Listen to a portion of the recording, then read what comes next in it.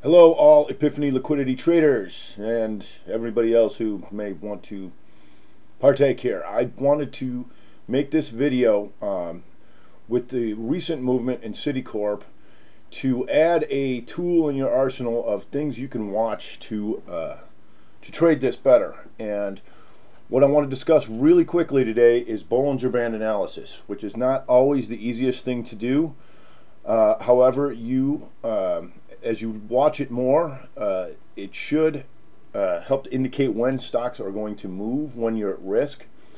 This is Citicorp 5-minute chart, and this week Citicorp broke out, and this was the initial move up to the 370 level.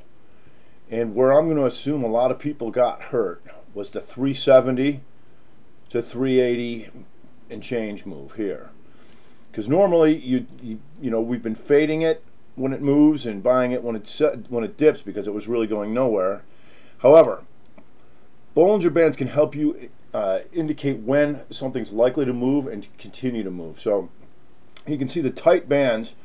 The bands expand during times of volatility, and they contract when there's no volatility. So when you see tight bands, you know you're at risk for a move. And so when something like Citicorp moves up here to this 370 level, you can see the width of the bands. This is now a trending stock. That's a different ballgame. Okay, so we don't know if it's going to reverse or continue, but you know you're at risk because of the width of the bands. All right, so you want to see them start to go sideways and start to come in. So this is only a 5-minute chart, but remember this 370 level because this was a really important move right here, where I'm going to assume that anybody who did not do well on that day, this is what did it.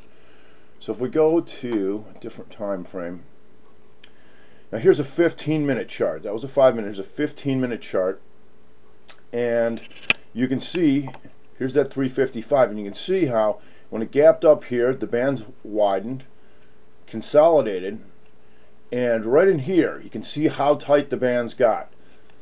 There's also a doji hammer in here, and we can talk more about candlesticks if you like, but right now I just want you to have different time frames of Bollinger Bands up when you're watching this, and it might take you a little while to get this concept, but I think it's going to be very important. You can see how tight it was here.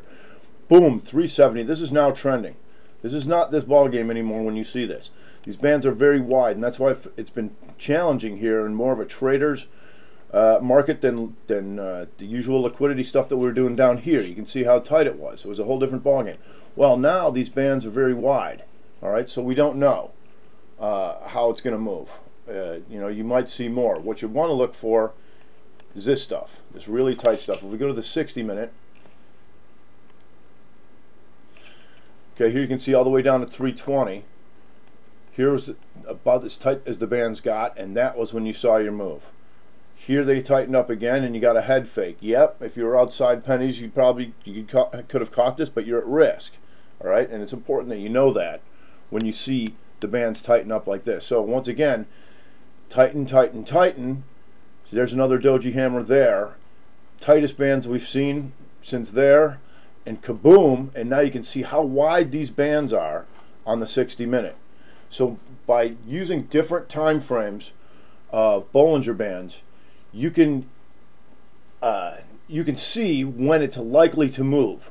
Okay, if these are really tight and things start to go, that's the time that, of course, we always want to exit early when things are against us, but you really want to be aware of the chance when it's going to do this and really hurt you or really make your day. So if you have any questions, always hit me up because I'm in the chat room, I'm on email, I'm always accessible. All right, good trading to all.